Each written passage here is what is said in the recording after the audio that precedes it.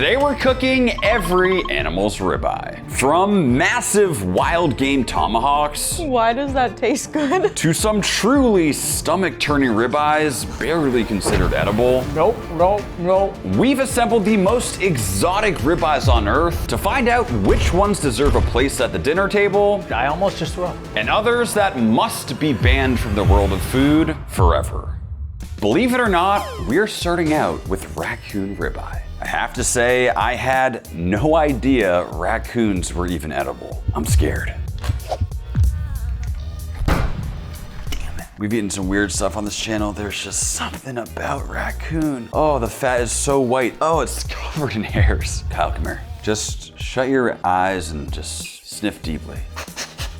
Ooh, baby. Smells like roadkill. So I believe the piece they sent me is more like the whole raccoon. Like this to me looks like the backstrap area. I think these are the hind legs. Save this one for Kyle. Save what for Kyle? So what we're gonna do here is try to specifically access just the ribeye. One leg gone. Ooh, another leg gone.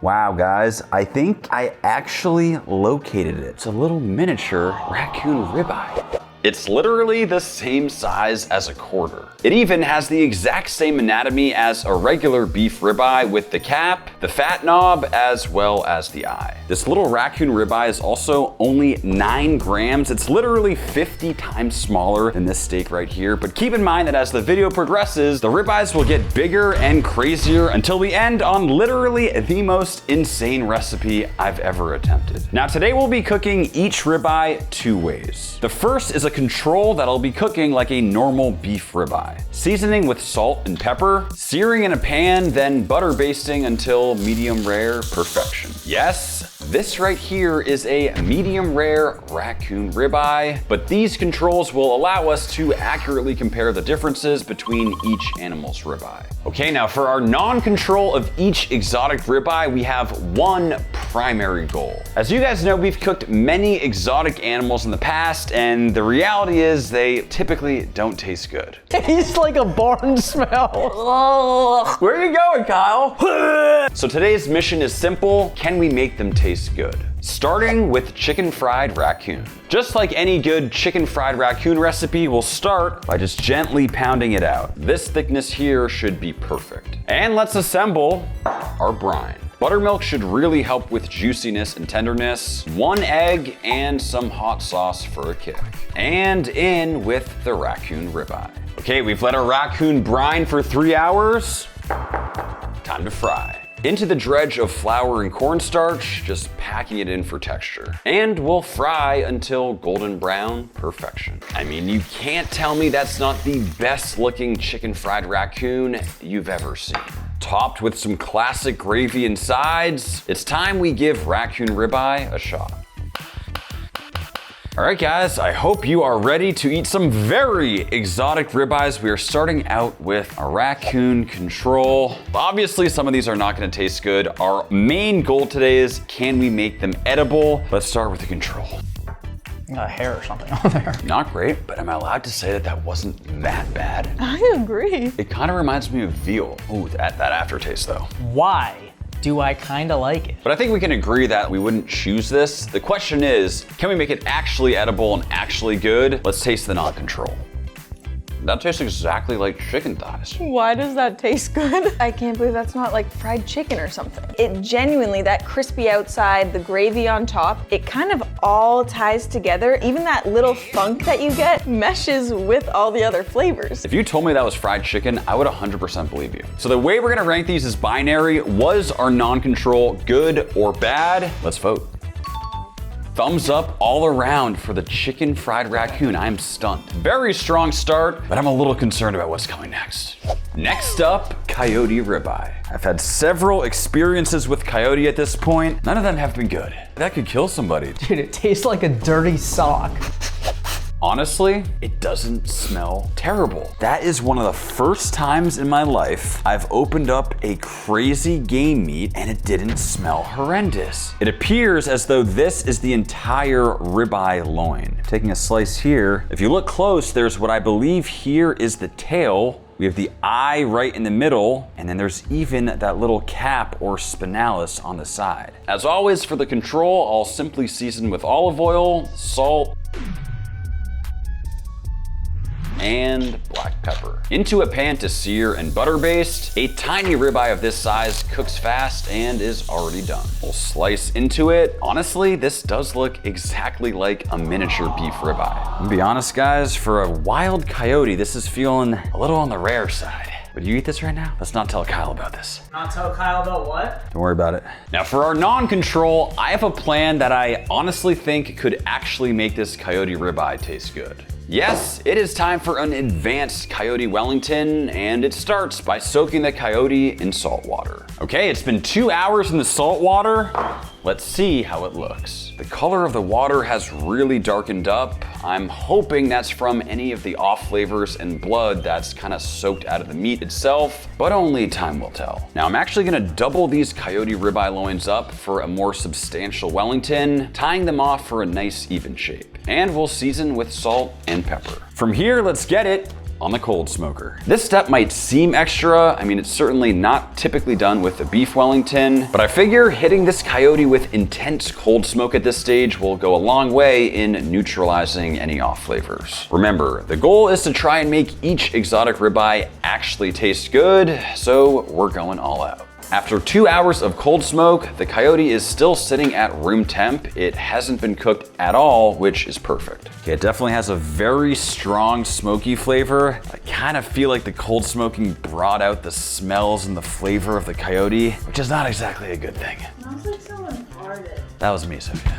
No other choice but to push ahead with a nice layer of prosciutto. And now we'll add our flavorful duxelles, patting that in evenly and on with our cold smoked coyote. Now we just wrap up our present nice and tight, cinching off the edges for a perfectly cylindrical shape. Onto the puff pastry, followed by a final roll, sealing it off with some egg wash. In my opinion, presentation is nearly as important as taste, so throwing on a puff pastry lattice to finish off this Coyote Wellington, studding with some rosemary leaves for color and some flaky salt. And we'll get it in the oven. And there she is. What you're looking at is what I can only hope is the world's first and last cold smoked Coyote Wellington. Is it on the rare side?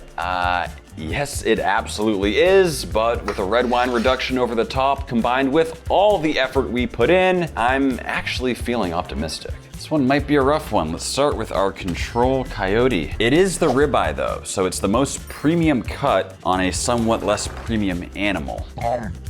Ooh.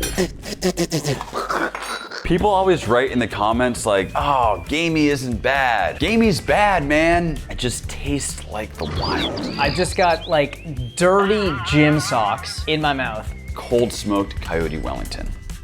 A lot of smokiness. The smokiness brings out the dirty socks. Tastes like a hot dog, an old hot dog. Ooh, dude, I almost just threw up. I have nothing else to say besides that I'm sorry. Nothing can be done to coyote to make it taste good. That's a question though. Has anyone made this here coyote taste good? Yeah, let us know. We've made it to Bobcat. They might be cute, but I'm telling you, these things are as gamey as it gets. I'm just kidding, Bob. We would never cook you. This next animal's ribeye is going to take a lot of work to taste good. You're looking at a guy who has eaten his fair share of questionable game meats, but I'm telling you, Bobcat is a rough one. Ammonia, but like Beefy. And it's like a peak. Let's see how the ribeye compares. Literally the hairs on the back of my neck are just straight up right now. Oh, it has this very strange looking yellowish fat, but I'm excited to see that we do have a nice little ribeye cap, that distinctive knob of fat, and of course the eye of the ribeye. If you look extra close, there's even a little hair on there for Kyle. As usual, keeping the control simple with just salt and pepper. But here's the thing, I've had Bobcat in the past and I can tell you with 99% certainty that this will be a rough one, so we'll have to go really above and beyond with the non-control. Now for the non-control, we're of course making barbacoa. While barbacoa, aka Bobcat barbacoa, may not be authentic, it is packed with super intense flavors, and I'm confident that if anything can make Bobcat taste good, it's the sauce we're about to make. Of course, we have our barbacoa braising liquid. Wow, that is just the most intense and complex flavor profile ever. We'll add this to our seared bobcat ribeyes, finishing with some additional spices and covering with some beef broth as well as bay leaves. And we'll let this braise to finish cooking. And just like that, it should be good to go. It's been about 3 hours and the sauce has reduced substantially, but smells amazing. And the meat itself has this surprisingly nice pullable texture. To assemble our barbacoa taco, we'll pile on the saucy meat and keeping it simple with onion, cilantro, and lime. And at least visually, this actually looks very tasty. All right, guys, bobcat ribeye. Looks like pork. Tastes just like pork. What kind of pork have you been tasting? Swallow that and tell me it tastes like pork. I think it's pretty good, I'm serious. And truthfully, like the first couple bites aren't terrible, and then you get this weird twang. This is a common theme, the previous one too. You take the first couple bites, yeah, yummy, ooh, yay. No. It's almost like rotten seafood. What actually matters here is the non-control. Can we make bobcat genuinely taste good? I know Kyle somehow thinks it tastes okay. That's great. Significantly better than the control. I mean, it's got that spiciness, still a bit of a dry texture somehow, even though it's covered in sauce. That's gonna be on the line for me. I love the sauce on it. If you don't chew too much, honestly, it's better. Time to vote. Did we make bobcat taste good? Yeah. No way. Would I want to eat that again? Maybe not, but it wasn't bad. This was palatable. I respect it. This is one I am quite possibly most excited about. It's time for alpaca. And what we have here is a whole alpaca rib roast. We finally reached a reasonably sized animal, and despite essentially zero marbling, it's very clear visually that this is a ribeye. Treating the control just like we have the previous, alpaca is an animal I don't have much experience eating, but based on how it looks and smells so far, I feel like it actually has a decent chance. I mean, it looks super juicy. For our non-control, we have something right up my alley, but with a major twist. What we're making is not your average alpaca ribeye jerky, and you're about to see why. But we'll start by seasoning our slices with salt. It's been marinating for a few hours, time to dehydrate. What we're making is a unique dish from Peru, home of the alpacas, called oyuquito con charqui. It's essentially an alpaca jerky survival stew, and the process is shocking to say the least. And I'll see you guys tomorrow. And just like that, our 12 hours are up. Let's see what we got. I'm not gonna say it looks appetizing at this point, but we need to trust the process. Okay, so this is where things start to get a little weird. This is as counterintuitive as it gets, but after dehydrating overnight, we're now going to rehydrate it. Yes, our dehydrated jerky is being immediately put back into water. Yes, this is a real recipe I'm following. And let's assemble this dish. In the meantime, we'll remove our rehydrated jerky. As you can see, it's now very soft and pliable, and we'll just chop it up.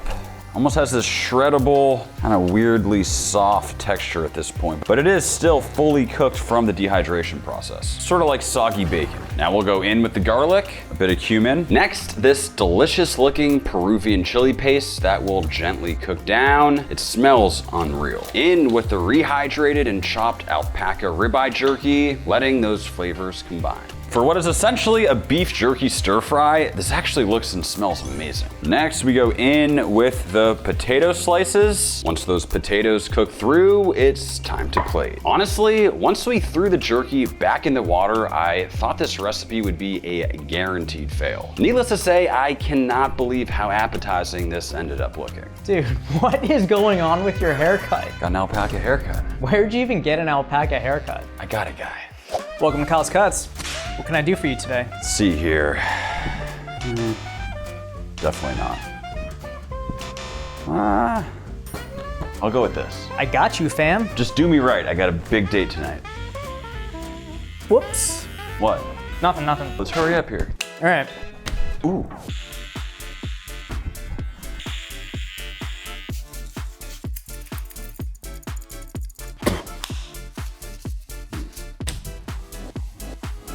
Oh. Ooh. Ooh. So what do you think? Ah, right. That guy's good. I've heard good things. And let's taste this control alpaca. Nope. I want you all to experience it because it's really unique.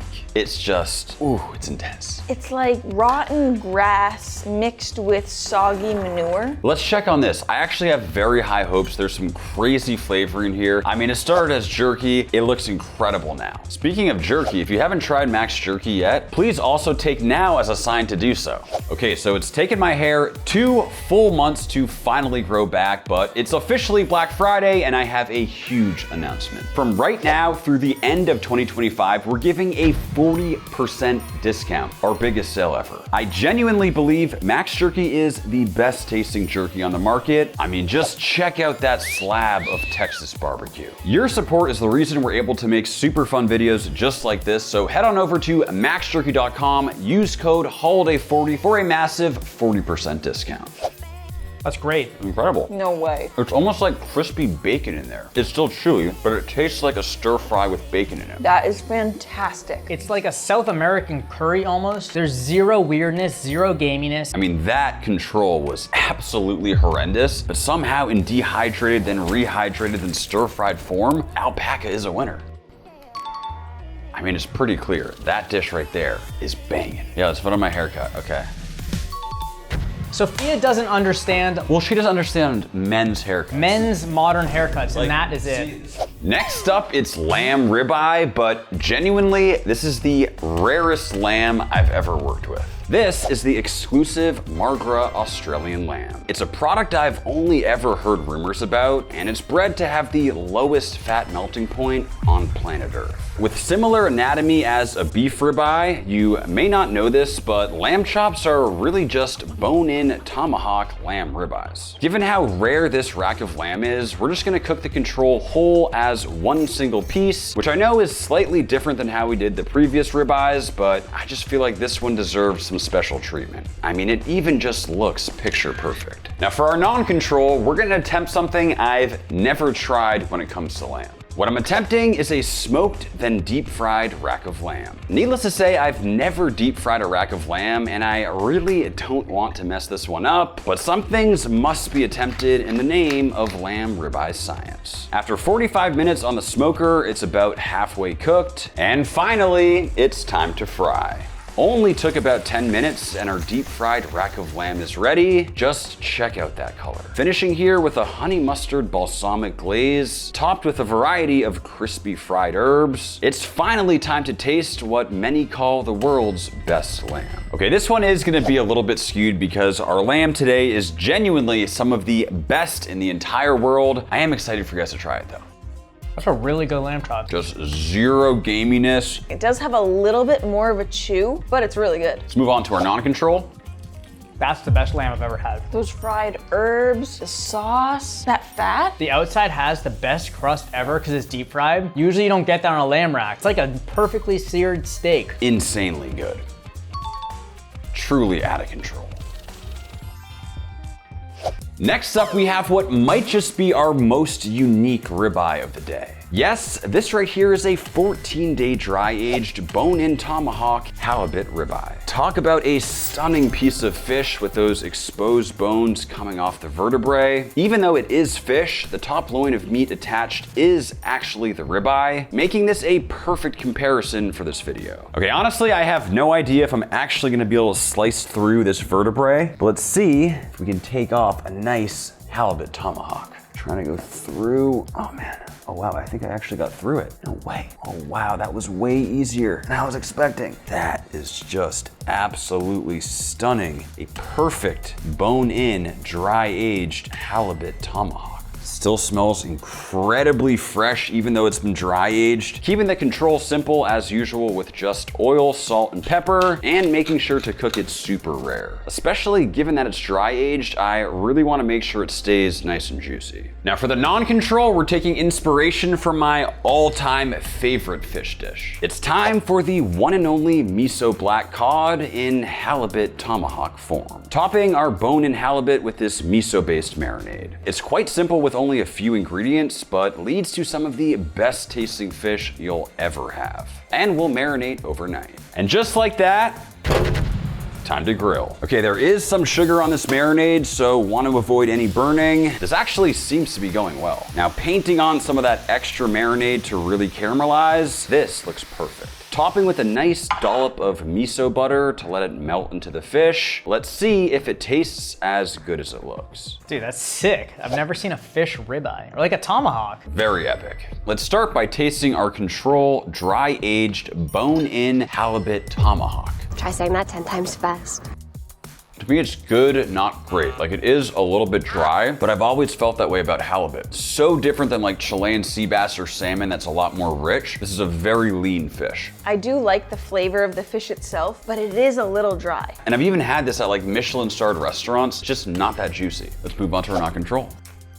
Halibut is halibussin. That is halibussin. That has that X factor that makes it way better. Significantly better. That sweet miso caramelization, and that butter just takes it over the top. The way that the flavors cooked over that grill truly made this so good. And it was so juicy. I think it was all that butter. As my friend Guga always says, more butter, more better. More butter, more better.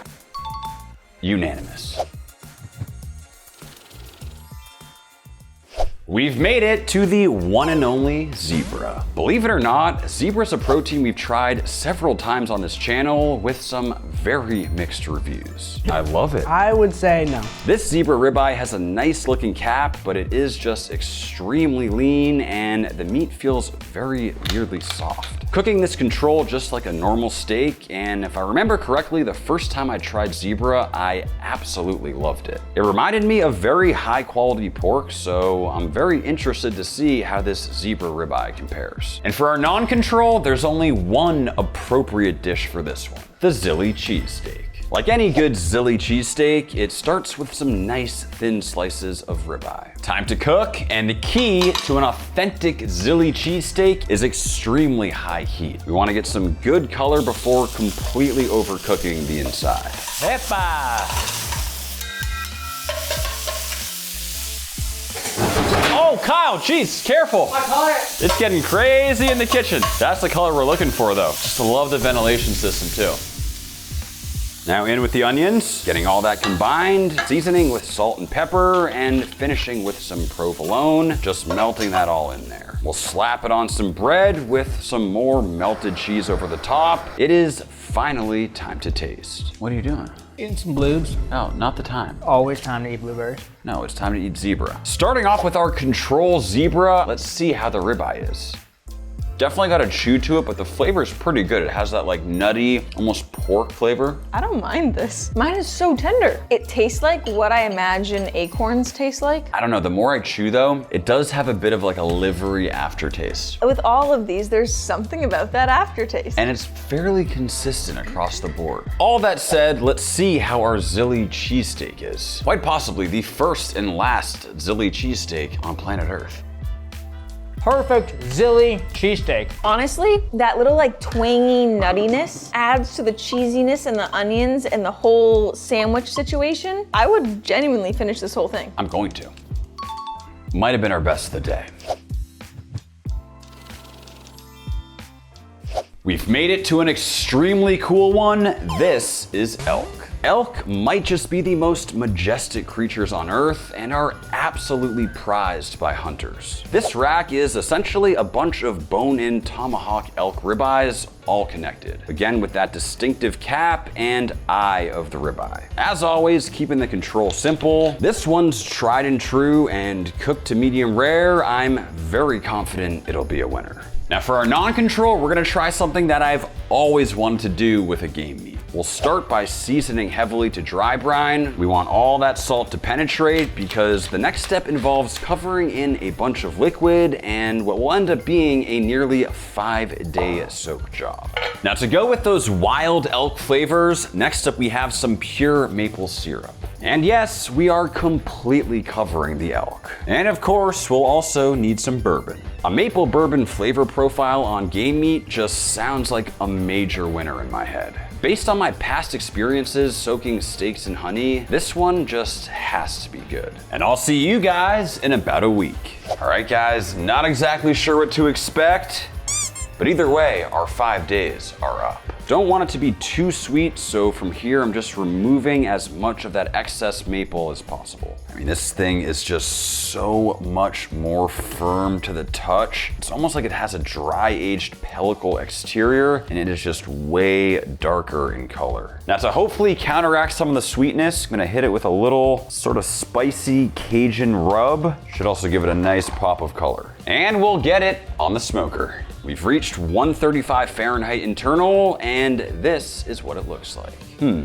I'm not exactly sure what to think of this. Honestly, it doesn't look particularly juicy, and there's a weird outer pellicle going on, but what matters most is how it tastes. Quite possibly the king of game meats. Time for elk.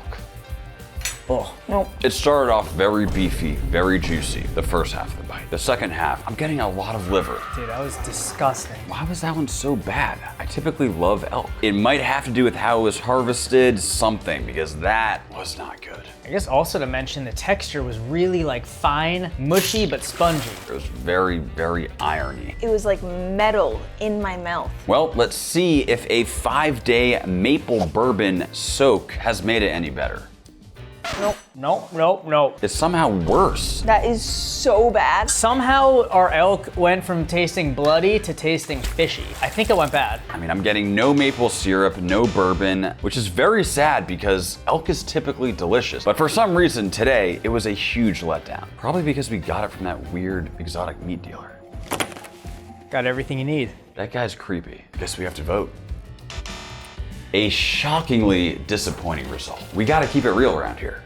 This next one's a crazy one. It's time for water buffalo. And just check out the color and marbling on this ribeye. I mean, if you told me this was prime grade beef, I would have believed you. All the control needs is some salt and black pepper. I can't speak for the taste, but slicing into it, it really does just look so insanely similar to a nice beef ribeye. Now for our non-control, it's time to get buttery.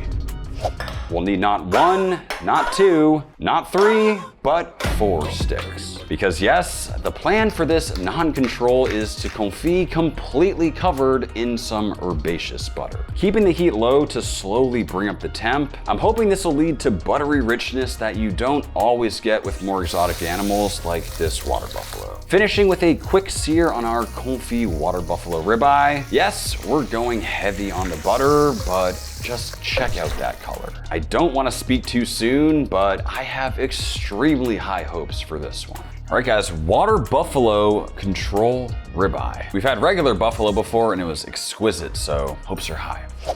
Nope. I don't mind the flavor. Once again, the first half of the bite was extremely beefy, extremely juicy. Second half, honestly, gross. There's some flavor in there that's really off-putting. It's giving pond scum. I'm so confused though, because the regular buffalo a few videos back was one of the best things I've ever had. I guess since it's a water buffalo, it might be like marinating in the pond scum. Okay, well, this one over here was cooked completely differently, just absolutely baptized in butter. It must be better. It's not better. Oh, it might even be worse. I disagree. I think the flavor on this one is better. I don't know, man. It is so overpowering. This tastes like the fish tank I neglected when I was in middle school. I'm not gonna say I liked this one. I just thought it was better than that one. Was that good? Not was it better, was it good?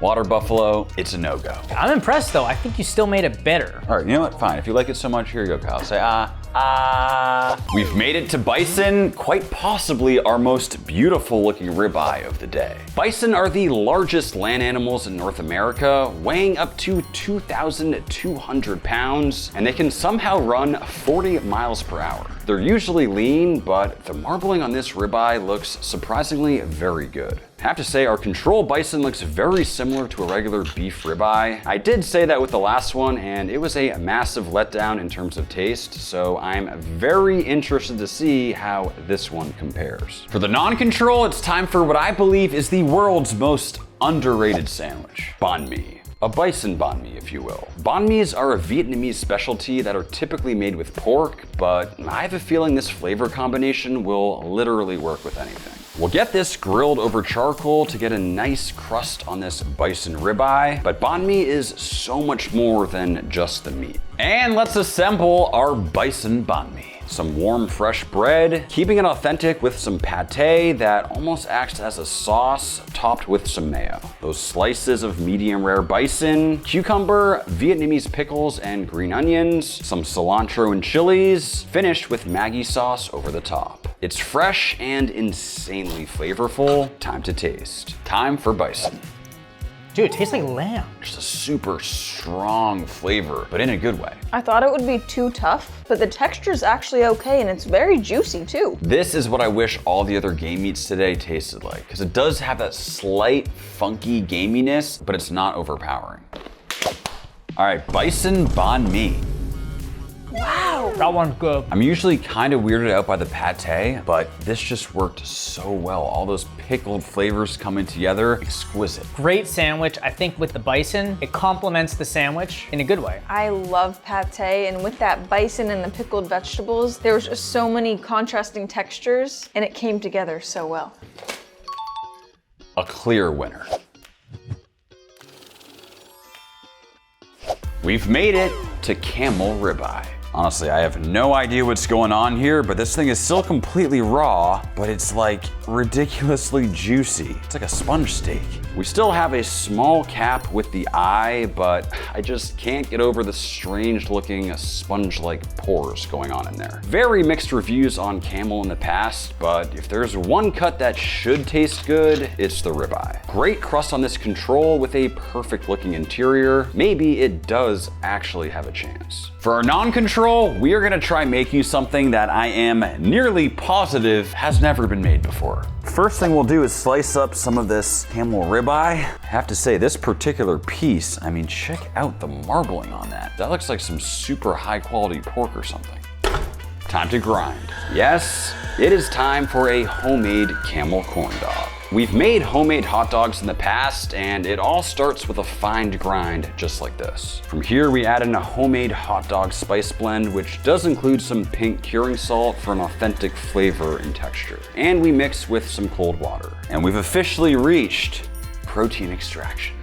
What it means is that it's only time for one thing. If you guessed the Meatmaster 5000, you are correct. All that's left to do is load up the Meatmaster 5000 hopper with the ground camel ribeye. We'll get it locked and loaded and add on the casing.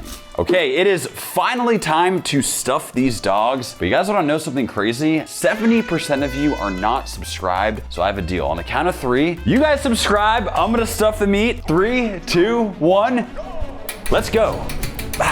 Hold it down, Kyle. They're all subscribing right now, it's crazy. All right, come on. Oh, they're all subscribing. We got so many subscribers. Oh my Lanta, look at all these subscribers. That's a significantly longer camel dog than I was expecting. That is what I call a log of dog. Seriously, look at that thing. From here, we twist off the camel dogs. We want a good-sized final product, so this should be perfect. Onto a tray, and we'll let these cure in the fridge for a couple days. Okay, we've let these bad boys cure for a full weekend. Let's get them on the smoker. And finally, our camel dogs should be done. They've picked up some beautiful color from the smoke and curing salt. And that right there is one picture perfect looking dog. Now, I'm hoping I'll be able to easily remove the casing. Definitely takes a little bit of work, but it's looking pretty good. Of course, we gotta check the butt.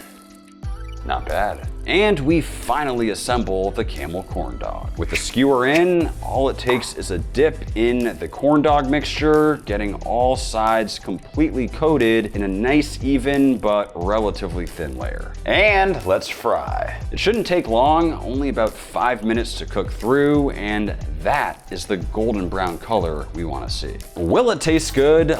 Honestly, I have no idea, but one thing I can tell you for sure is that we absolutely gave this particular dish our best shot. Should camel corn dogs be sold in carnivals around the world? Let's find out. We have made it to camel ribeye. Camel is one of those that is very hit or miss.